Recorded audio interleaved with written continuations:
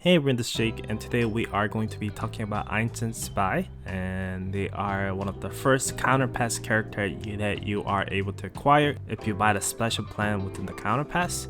And if you don't buy the counterpass, there's no way to get her until they get added into their own separate banner in the future. I think it will take about 2 months until they get added, maybe 3 months. But if you want to get her now, it's definitely worth buying counterpass. I made a video about the counterpass as well, so go and watch that video if you want more insights on my thoughts, what the counterpass is, and if you should buy them or not. But Eins Zwei is amazingly well designed character in my opinion. They're very well crafted, pretty cute, and they are amazing. These twins are really cute, and their story I really enjoyed. You can actually go and check out the story within the mission right now, and you're able to see their backstory and how they get into your company. So let's talk about their kits and let's talk about how good they are within the counter side.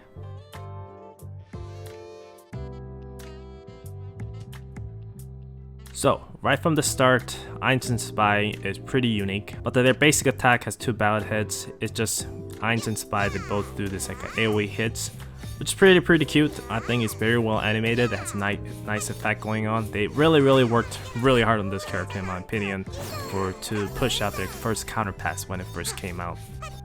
But quality of their attack animation is pretty great, a lot of cute motions. And the passive skill, let's talk about Together We Are Strong. And Eins enters the battle with the spy and her identical twin sister who has the same stats and gear as her. When you deploy them, you will get same character but twice. And Eins and Spy increase damage resistance by 30% when they are together on the field.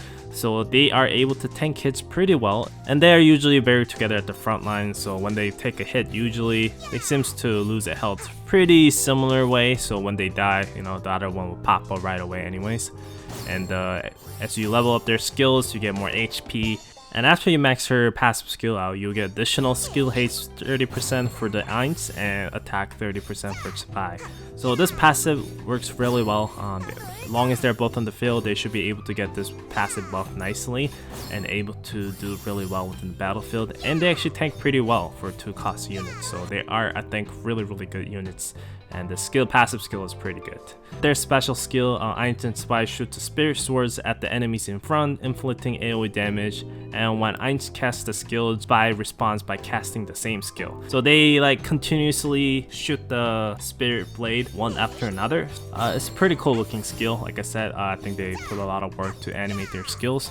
And damage goes up as you level up the skill, and when you max the skill out, it will inflict true damage if the cast by Spy while Eins is on the field. So this actually does decent damage in my opinion, especially in Gauntlet, so that's why these characters are pretty decent this way. So let's talk about her ultimate skill. Eins summons all her siblings, inflicting an AoE damage on around the target, invincible during the skill. So this skill is incredibly good within like a Shadow Palace or like other PvP activities. They're using this ultimate skill. They're able to kind of flinch a lot of enemies. It will kind of suck them in. So they're able to hold down enemies for a couple seconds as they use this skill and not able to take any damage. I don't think they're really a DPS unit. I think they're more of taking kind of distraction and trying to hold down the front line, because that's what their passive skill, they increase their resistance stuff, and their skills kind of knocks them back down, and the ultimate skill is just holding them down within the spot, which is really good. And as you level up her ultimate skill, you will get more damage with it, and instant cooldown minus 20% after skill if the spy is on the field. So the kits are mainly designed on the fact that they are both within the field. Usually it's pretty common for them to both be on the field. If usually one dies, that means the other one's probably low health anyway, so they usually die quickly after. And if I were to say overall, my impression with this character in terms of skill sets and everything, they're incredibly good. They do a lot of distraction to the front line. They're able to hold the line pretty well, and I think they're pretty tanky if you give them the right setup. Eins Zwei's skill set definitely really good.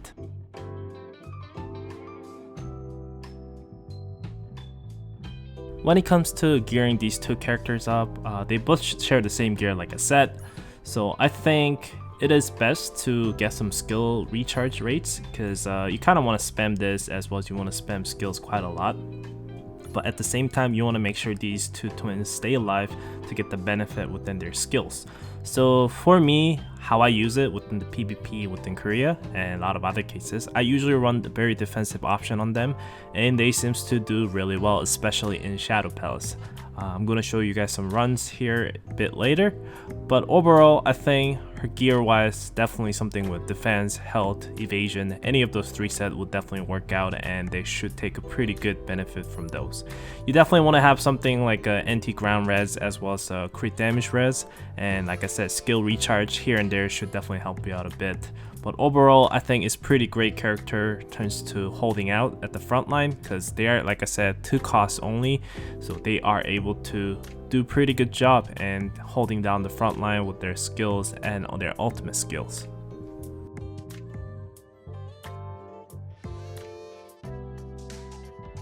So within PvE activities, I would say these twins are really good option. First of all, they're really low cost, so that's huge benefit within PvE content, because there is no real content that disadvantage you for having a lower cost units. Now, within a lot of places in PvE, you definitely don't need her, but having her will definitely make the game a lot of fun, and she's definitely really good crowd control, you know, sucking enemies within the middle section with her ultimate. Well, not really the middle, but she's able to gather the enemies around with their ultimate, which is really good. And also they are able to do pretty decent damage, not like crazy damage, but considering they are actually more of tanker, they both do pretty good damage in my opinion. Also, like I said, counter side, the lower the cost is, especially in PvE, they're usually really good, because a place like Shadow Palace, it will actually limit how much cost you can have. So you can have up to 25 in certain stages, so you can't just throwing in all your high cost units, because you can't clear the map like that. So having Eins Zwei is definitely going to help you out in those situations, and they are really good.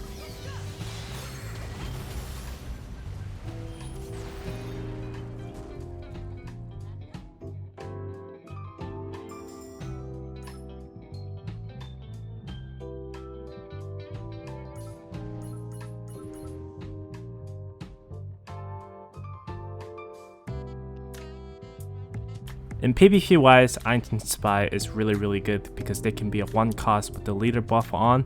If you have her as a leader, she'll be 1 cost, and you can just throw her around. She should do pretty decent tanking, and while refreshing your deck pretty easily with just being a 1 cost. The downside is there's also within Korean server, there's this unit that's able to counter lower cost units. If those 2 units are not banned within the same week, it causes a big trouble, because that means you can't really use her, because what that unit does is basically kind of turns the units against you. So it kind of confuses them, so it attacks you instead of attacking enemies. So having that option is definitely a bit of counter. So she is definitely really good within the C server right now, but once that counter stuff comes out, she will definitely won't be like the absolute choices to go for. I can show you guys much gameplay for this week, because a lot of these units are banned, but like I said, they perform really good. If you're on the higher tier rank within the PvP within C server, you will definitely see her being used quite a lot, even with the snipers being an up unit this week.